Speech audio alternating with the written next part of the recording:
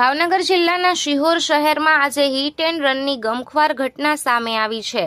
વડલા ચોક વિસ્તારમાં એક બેફામ ટ્રકે બાઇકને અડફેટે લેતા એક યુવાનનું મોત નીપજ્યું છે, જ્યારે અન્ય એક યુવક ગંભીર રીતે ઈજાગ્રસ્ત બન્યો છે। અકસ્માત બાદ ટ્રક ચાલકે બાઇક સવારને અડધો કિલોમીટર સુધી ઢસડતા વિસ્તારમાં ભારે અરેરાટી ફેલાઈ ગઈ હતી। જાણવા મળતી માહિતી મુજબ શિહોર શહેરના વડલા ચોક વિસ્તારમાં આજે એક કાળમુખા ટ્રકે બાઇકને જોરદાર ટક્કર મારી હતી। અકસ્માત બાદ પણ ટ્રક ચાલકે વાહન રોક્યું ન હતું અને બાઇક સવારને આશરે અડધો કિલોમીટર સુધી ઢસડતા લોકો ભયભીત બની ગયા હતા।